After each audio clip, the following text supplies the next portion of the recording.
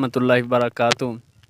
असी एक दरबार पीर सदी अहमद शाह साहब ਦੇ ਦਰਬਾਰ ਤੇ ਆਏ ਜੀ ਤੇ ਅਸੀਂ ਸਲਾਮ ਕਰ ਰਹੇ ਸੀ ਤੇ ਵੈਸੇ ਬਜ਼ੁਰਗ ਗੁਜ਼ਰੇ ਨੇ। ਅਸੀਂ ਕਿਹਾ ਵੀ ਇਹਨਾਂ ਕੋਲ ਪੁੱਛੀਏ ਇੰਟਰੋਡਕਸ਼ਨ ਇਹਨਾਂ ਦਾ, ਮਤਲਬ ਬਜ਼ੁਰਗਾਂ ਦਾ, ਵੀ ਇਹ ਅੱਲਾ ਦੇ ਵਲੀ ਨੇ। ਤੇ ਮਤਲਬ ਇਸ ਤੋਂ ਪਹਿਲੇ ਮੈਂ ਥੋੜੀ ਦੇਰ ਪਹਿਲੇ ਇੱਥੋਂ ਦੇਖ ਰਿਹਾ ਸੀ ਕਿ ਗਧੇ ਚੱਲ ਰਹੇ ਸੀਗੇ ਇੱਥੇ, ਮਤਲਬ ਫਿਰ ਮੈਂ ਉਹਨਾਂ ਨੂੰ ਬਚਾਇਆ ਤੇ ਉਸ ਤੋਂ ਬਾਅਦ ਇਹ ਭਾਈਓ ਨਹੀਂ ਮਿਲੇ ਨੇ। ਇਹਨਾਂ ਕੋਲ ਪੁੱਛਦੇ ਹਾਂ ਜੀ ਵੀ ਇਹ ਕਿਹਨਾਂ ਦੀ ਕਬਰ ਹੈ ਔਰ ਇਹਨਾਂ ਨੂੰ ਕਿੰਨੀ ਦੇਰ ਹੋ ਗਈ ਫੌਤ ਹੋਏ ਨੂੰ ਤੇ ਔਰ ਇਹਨਾਂ ਦੀ ਕੀ ਕਰਾਮਤ ਸੀ।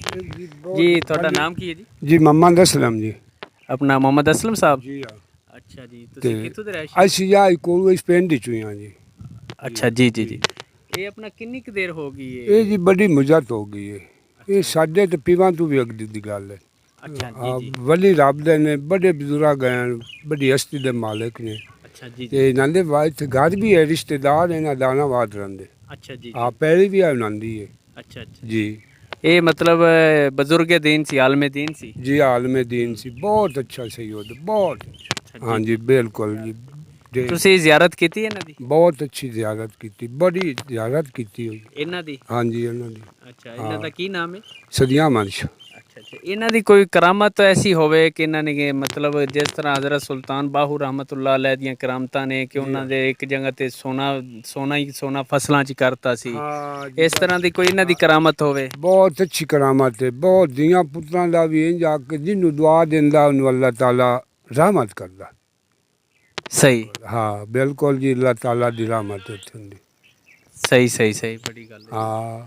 ਇਹ ਆਪਣਾ ਤੁਹਾਡਾ ਇਹ ਜਿਹੜਾ ਇਲਾਕਾ ਹੈ ਨਜ਼ਦੀਕ ਤੇ ਦरबार शरीफ है, ये केड़ा इलाका है? ये जी ये दानाबाद, मौजा दानाबाद। अच्छा, मौजा दानाबाद है। सही।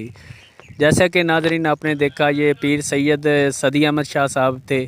तो मतलब कि जो मुरादें पूरी हैं वो अल्लाह अहकमुल हाकिमीन ही करता है, अहकमुल हाकिमीन ही करता है, अल्लाह पाक ही करता है। और दुआ भी अल्लाह पाक को ही है।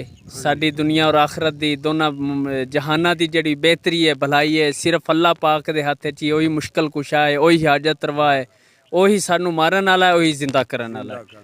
असी देखा कि जनाब के बाज़ुकात के जिहड़े है ना इत्थे गधे वगैरह फिर रहे सी। मैं पहले भी जिक्र कर चुकिया, गधे फिर रहे सीगे कि जिहड़े ना देखो भी बाज़ुकात वलीउल्लाह दी ਇਹ ਕਬਰ ਤੇ ਮਜ਼ਾਰ ਤੇ ਜਿਹੜਾ ਹੈ ਵੀ ਇਸ ਤਰ੍ਹਾਂ ਦਾ ਗਧਿਆਂ ਦਾ ਫਿਰਨਾ ਕੰਮ ਨਹੀਂ। ਅਗਰ ਅੱਲਾ ਦਾ ਕੁਰਾਨ ਇਹ ਗੱਲ ਕਰਦਾ ਹੈ ਕਿ ਅਗਰ ਕੋਈ ਬੰਦਾ ਦੁਨੀਆ ਤੋਂ ਚਲਾ ਗਿਆ ਹੈ ਔਰ ਤੁਸੀਂ ਉਹਨੂੰ ਕੋਈ ਬੰਦਾ ਫੌਤ ਹੋ ਜਾਂਦਾ ਹੈ, ਤੁਸੀਂ ਉਹਨੂੰ ਗੁਸਲ ਦਿੰਦੇ ਹੋ, ਨਵਾਉਂਦੇ ਹੋ, ਦਫਾਉਂਦੇ ਹੋ ਔਰ ਜਿਸ ਤਰ੍ਹਾਂ ਦੀ ਜਗ੍ਹਾ ਆਂਦੀ ਉੱਥੇ ਰੱਖ ਦਿੰਦੇ ਹੋ, ਜਿਸ ਤਰ੍ਹਾਂ ਦੀ ਜਗ੍ਹਾ ਆਂਦੀ ਉਹਨੂੰ ਉਠਾ ਲੈਂਦੇ ਜੇ। ਤੇ ਅੱਲਾ ਦਾ ਕੁਰਾਨ ਕਹਿੰਦਾ ਫਿਰ ਉਹ ਮਤਲਬ ਉਹ ਤੁਹਾਨੂੰ ਨਫਾ ਨੁਕਸਾਨ ਕੀ ਦੇ ਸਕੇਗਾ? ਕਬਰ 'ਚ ਖੁਦ ਤੁਸੀਂ ਉਤਾਰਦੇ ਜੇ। ਫਿਰ ਅੱਲਾ ਦਾ ਕੁਰਾਨ ਫਰਮਾਂਦਾ ਹੈ ਕਿ ਜਿਹੜਾ ਫੌਤ ਹੋ ਜਾਂਦਾ ਹੈ ਉਹ ਤੁਹਾਨੂੰ ਖਜੂਰ ਦੀ ਗੁਠਲੀ ਦੇ ਬਰਾਬਰ ਵੀ ਨਫਾ ਨੁਕਸਾਨ ਨਹੀਂ ਦੇ ਸਕਦਾ। ਇਸ ਵਾਸਤੇ ਅੱਲਾ ਪਾਕ ਸਾਰੀ ਦੁਨੀਆ ਦਾ ਹਾਮੀ ਨਾਸਰ ਹੈ। अल्लाह पाक की सेहत देने वाला है, अल्लाह पाक की शफा देने वाला है, वही सानू पैदा करने वाला है, वही सानू मारन वाला है और अन करीब माशर दा दिन भी अल्लाह पाक ही लगाएगा। बहुत शुक्रिया, बहुत मेहरबानी। अस्सलाम वालेकुम।